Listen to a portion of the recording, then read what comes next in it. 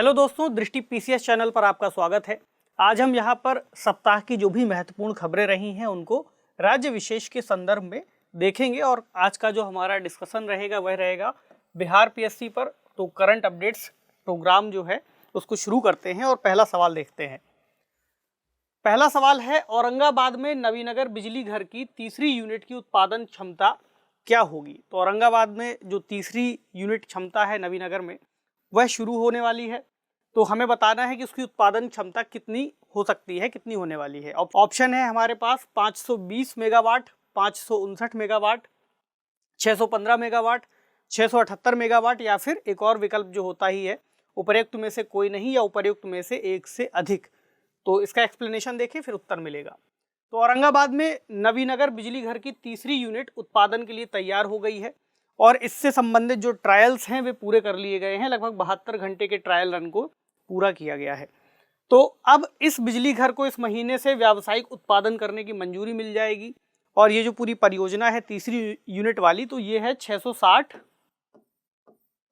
Megawatt की और इसके जरिए जो तीसरी यूनिट है इससे बिहार को 559 मेगावाट बिजली मिलेगी। इसको हटा देते हैं, कंफ्यूजन नहीं रखना है। 559 मेगावाट यहाँ बिजली मिलेगी। तो अब जबकि जो नवीनगर है वहाँ पर मौजूद तीनों यूनिट चालू हो गई हैं, तो इस कारण बिहार को 1122 मेगावाट के बदले अब 1680 मेगावाट बिजली यहाँ से मिलेगी। तो इसका उत्तर क्या आया? उत्तर है ऑप्शन बी, 559 मेगावाट। चलिए अगला सवाल, राज्य सरकार द्वारा जल्द ही किस स्थान पर मेडिकल कॉलेज और अस्पताल खोला जाएगा। तो राज्य सरकार ऐसे प्रयासों में लगी हुई है ताकि लोगों को आसानी हो सके। ऑप्शन है हमारे पास सीतामढ़ी, शिवहर, अररिया और मुंगेर और अगला विकल्प उपर्युक्त में से कोई नहीं और उपर्युक्त में से एक से अधिक। तो जिलेवासियों को जल्द ही, यानी मुंगेर जिले की बात कर रहे हैं, तो मुंगेर जिले में मुंगेर मेडिकल कॉलेज और अस्पताल यहाँ पर बनाया जाना है और इसकी मंजूरी दे दी गई है। तो जिला मुख्यालय से 8 किलोमीटर के अंदर दायरे में ही इस मेडिकल कॉलेज की शुरुआत की जाएगी और इसकी जानकारी जो जदयू के राष्ट्रीय अध्यक्ष हैं उन्होंने दी है। तो ये जो परियोजना है ये काफ़ी समय से विचाराधीन थी। इस आधार पर यह एक नीतिगत निर्णय है, इसको अच्छा निर्णय माना जा रहा है। मेडिकल कॉलेज खुलने से रोजगारों का सृजन हो सकेगा, जिले की अर्थव्यवस्था में सुधार होगा और डेवलपमेंट के जो भी काम हैं वे आगे बढ़ सकेंगे, खासकर शिक्षा व्यवस्था और बेहतर हो सकेगी। तो इसका उत्तर है ऑप्शन डी यानी मुंगेर। चलिए अगला सवाल, राज्य सरकार ने कब तक सरकारी जमीन को किसी भी तरह के अतिक्रमण से मुक्त करने का फैसला किया है। तो जो भी सरकारी जमीन मौजूद है वहां पर जो अतिक्रमण किए गए हैं उसको फ्री करना चाहते हैं। ऑप्शन है हमारे पास सितंबर 2022, दिसंबर 2022, मार्च 2023 या फिर जून 2023 और एक और विकल्प उपर्युक्त में से कोई नहीं या एक से अधिक। तो बिहार के जो भूमि सुधार और राजस्व मंत्री हैं राम सूरत राय, उन्होंने यह जानकारी दी है और बताया है कि अतिक्रमण हटाने के लिए विशेष अभियान किसी भी दिन शुरू हो सकता है और कड़ी कार्रवाई इसके तहत की जाएगी। यानी ऐसे जो भी लोग जो एक तरह से हम कहें कि सरकार के स्वामित्व वाली जो भूमि है उसमें निजी पार्टियों के जरिए कई जगहों पर कब्जा देखने को मिला है, तो इसके आधार पर उन्होंने ऐसी कार्रवाई की बात की है और मार्च 2023 तक सरकारी जमीन को किसी भी तरह के अतिक्रमण से मुक्त कराने की यहाँ पर बात आई है और ऐसे निर्णय लिए गए हैं। तो इस प्रश्न का उत्तर है ऑप्शन सी। ठीक है, चलिए अगला सवाल, हाल ही में फणीश्वर नाथ रेणु की जयंती मनाई गई, निम्नलिखित में से कौन सी रचना इनके द्वारा लिखी गई है। तो एक बहुत ही प्रसिद्ध जो हिंदी के साहित्यकार रहे हैं, बहुत सारी रचनाएं उनकी बहुत ही महान रचनाएं कही जाती हैं। बताना है कि कौन सी रचनाएं उनके द्वारा लिखी गई हैं। ऑप्शन है मेला अंचल, परती परिकथा, मारे गए गुलफाम या फिर उपरोक्त सभी, इसके अलावा उपरोक्त में से कोई नहीं या एक से अधिक। ठीक है, आपको बताना है कौन सी है। तो थोड़ी सी बात कर लें इनके बारे में। तो आंचलिक उपन्यास के मामले में फणीश्वर नाथ रेणु जी का बहुत ज़्यादा योगदान माना जाता है और खासकर मेला आंचल जो उपन्यास है उनका बहुत ही प्रसिद्ध उपन्यास है, यूपीएससी के सिलेबस में भी है। ठीक है, तो उनका अगर जीवन परिचय देखें तो 4 मार्च 1921 को बिहार के अररिया जिले के औराई हिंगना में उनका जन्म हुआ था। उसके बाद मैट्रिक की परीक्षा पास करते हैं, आला तालीम के लिए यानी आगे की पढ़ाई के लिए बीएचयू जाते हैं, लेकिन 1942 में राष्ट्रपिता महात्मा गांधी के द्वारा जो भारत छोड़ो आंदोलन बुलाया गया उसमें शामिल होते हैं। इसके अलावा आपातकाल में भी उन्होंने इसका विरोध दर्ज कराया था। पद्मश्री और बिहार सरकार की तरफ से जो उनको पेंशन दी जाती थी उसको उन्होंने लौटा दिया था। और 11 अप्रैल 1977 को उनका निधन हो गया था। ये कुछ बेसिक जानकारी है उनके बारे में जानने की।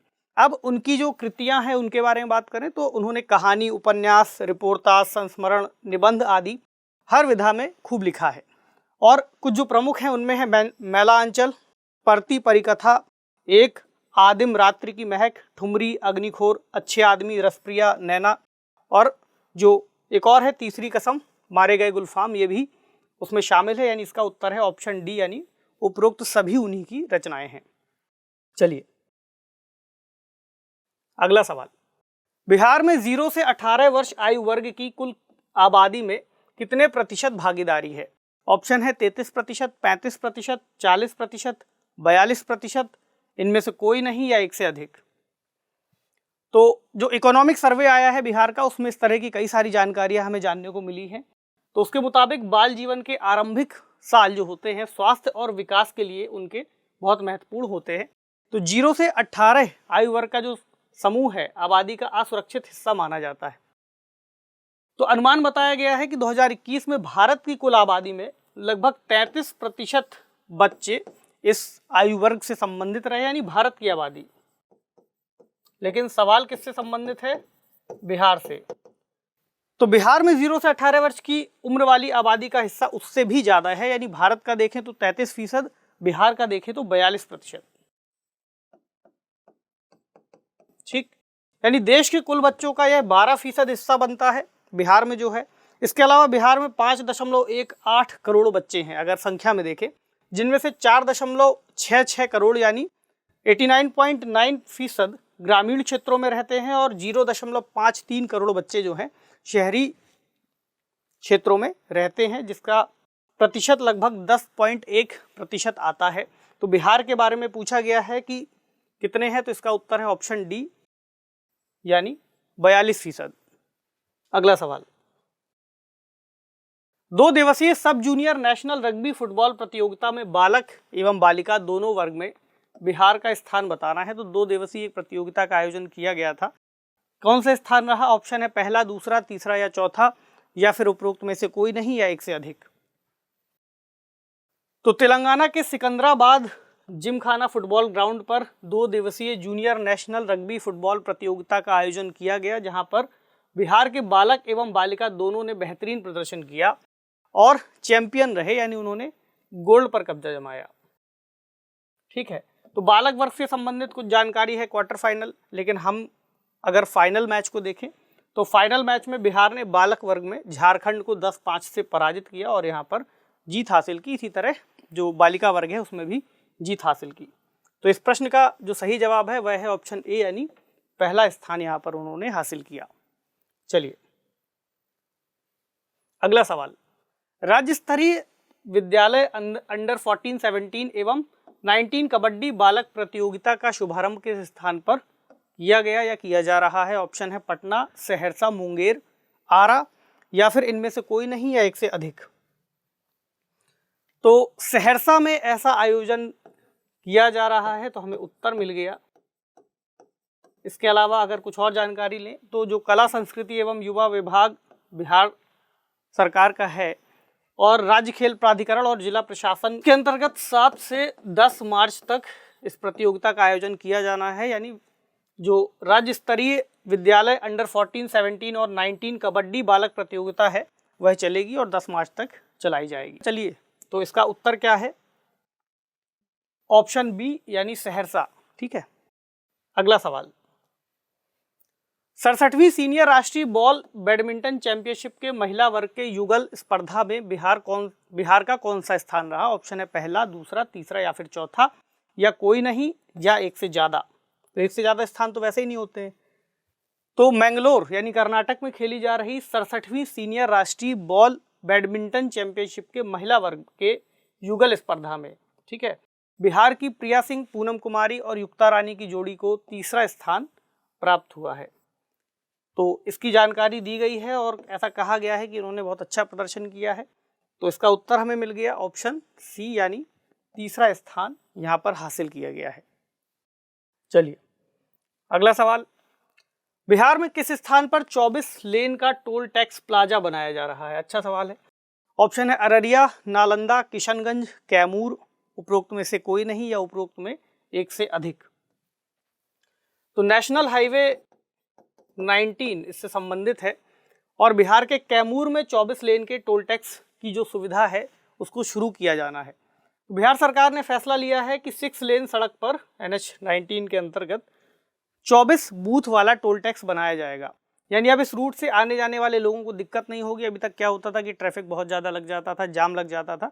हालांकि और भी इस तरह की सुविधाएं दी गई, फास्टैग लगाया गया, लेकिन फिर भी ट्रैफिक से वहाँ पर निजात नहीं मिल पा रही थी, जिसके बाद यह निर्णय लिया गया है कि यहाँ पर 24 लेन के टोल टैक्स बनाए जाएंगे। इसके अलावा ऐसा भी कहा गया है कि अगर 100 मीटर के दायरे में भी उसके बाद कोई फंसा रहता है तो उसको यहाँ पर फ्री में एग्जिट दिया जाएगा, वहाँ से निकलने दिया जाएगा। ठीक है, तो इस सवाल का जो सही जवाब है वह है ऑप्शन डी, यानी कैमूर में ऐसी व्यवस्था, ऐसी सुविधा दी जा रही है या शुरुआत की जाएगी। अगला सवाल है, तृतीय अनुपूरक बजट में दरभंगा हवाई अड्डे के लिए लगभग कितने रुपए का आवंटन किया गया है? ऑप्शन है 133 करोड़ रुपए, 150 करोड़ रुपए, 175 करोड़ रुपए या फिर 186 करोड़ रुपए, या फिर इनमें से कोई नहीं या एक से अधिक। तो बिहार विधानमंडल में वित्तीय वर्ष 2021-22 के जो आय व्यय यानी आय व्यय से संबंधित तृतीय अनुपूरक विवरण दिया गया है, उसके अंतर्गत कुछ जानकारी आई है। यानी इसमें जो वार्षिक स्कीम है, तो राज्य के अंतर्गत दरभंगा हवाई अड्डे के लिए 133 करोड़ 34 लाख रुपए का प्रावधान किया गया है, जिसका उपयोग एयरपोर्ट और उससे संबंधित जो विकास के कार्य हैं उसमें खर्च किया जाएगा। तो उत्तर बिहार के प्रमुख शहरों में से एक, मिथिलांचल की जो हार्ट माना जाता है, उसका हृदय माना जाता है दरभंगा, वहाँ पर हवाई अड्डे के विकास के रास्ते यहाँ पर खुल जाएंगे और एयरपोर्ट बनेगा, तो फिर अन्य जिलों से उसकी कनेक्टिविटी भी बढ़ेगी। तो इस सवाल का जो सही जवाब है वह है 133 करोड़, यानी 133 से थोड़ा ही ज़्यादा है, लेकिन लगभग में अगर देखें तो 133 करोड़ ही इसका सही उत्तर हम लगा पाएंगे। चलिए अगला सवाल, राज्य सरकार द्वारा वित्तीय वर्ष 2022-23 में कितने पंचायत भवन बनाए जाएंगे? ऑप्शन है 1200, 2650, 2830 या फिर 3000। एक और विकल्प, इनमें से कोई नहीं या एक से अधिक। तो अगले वित्तीय वर्ष यानी 2022-23 में राज्य में 3000 नए पंचायत सरकार भवन बनाए जाने का कार्य शुरू किया जाएगा और इसकी जो भी तैयारियां हैं कर ली गई हैं और जो वहाँ के पंचायती राज मंत्री हैं उन्होंने इसकी घोषणा की है। तो वित्तीय वर्ष 2021-22 के तृतीय अनुपूरक बजट के अंतर्गत पंचायती राज विभाग के अनुदान मांग पर सरकार ने यह किया है और अभी तक अगर आप देखें तो 3200 पंचायत सरकार भवन का निर्माण को स्वीकृति मिली है, जिस पर निर्माण कार्य किया जा रहा है। अभी 1480 पंचायत सरकार भवन का निर्माण पूरा हो चुका है और चरणवार राज्य के सभी 8067 ग्राम पंचायतों में इसका निर्माण कराया जाएगा, यानी जो पंचायत भवन है उनको बनाया जाएगा। तो सवाल का सही जवाब है ऑप्शन डी, यानी 3000 भवनों का निर्माण यहाँ पर किया जाना है। चलिए अगला सवाल, बिहार में अवैध खनन और पराली जलाने पर नजर रखने के लिए कितने हाई एंड वर्क स्टेशन स्थापित किए जा रहे हैं? तो पराली जलाने को लेकर के वैसे ही ये राष्ट्रीय खबर बनती रहती है, यहाँ पर एक नया फैसला लिया गया है। इसमें ऑप्शन है 11 वर्क स्टेशन, 15, 18, 21 या फिर उपर्युक्त में से कोई नहीं या एक से अधिक। तो बिहार में रिमोट सेंसिंग तकनीक और सैटेलाइट तस्वीरों के जरिए अवैध खनन और पराली जलाने पर नज़र रखी जाएगी। एक अच्छा विकल्प भी है कि सैटेलाइट के जरिए इस पर नज़र रखी जाए। तो तारामंडल के ऊपरी तल्ले पर स्थित Bihar remote sensing application centre को अपग्रेड किया जाएगा और यहाँ 11 हाई एंड वर्क स्टेशन बनाए जा रहे हैं। ठीक है, यानी हमें सवाल का उत्तर मिल गया, जहाँ पर अपडेटेड उपकरणों के जरिए सैटेलाइट का सहारा लेकर हर समय जो भी जियो इन्फॉर्मेशन है पराली जलाने से संबंधित उसको एकत्रित किया जाएगा। इसके अलावा वैज्ञानिकों की टीम यहाँ पर लगाई जाएगी जो शोध करेगी। केंद्र राज्य सरकार के कई विभागों और संस्थानों को जो भी डेटा है इससे रिलेटेड वो भेजा जाएगा और जानकारी ली जाएगी कि कहाँ कहाँ पर ऐसे कार्य किए जा रहे हैं। तो इस सवाल का सही जवाब है ऑप्शन ए, यानी 11 इस तरह के वर्क स्टेशन या फिर केंद्र स्थापित किए जाएंगे। तो इसी सवाल पर आज के सेशन को समाप्त करते हैं। आप इन सभी प्रश्नों का अच्छे से एक बार फिर से रिवीजन कीजिएगा और अच्छे से इनको तैयार कीजिए। तो आपसे मिलेंगे अगले सेशन में कुछ नए सवालों के साथ। तब तक पढ़ते रहिए। शुक्रिया।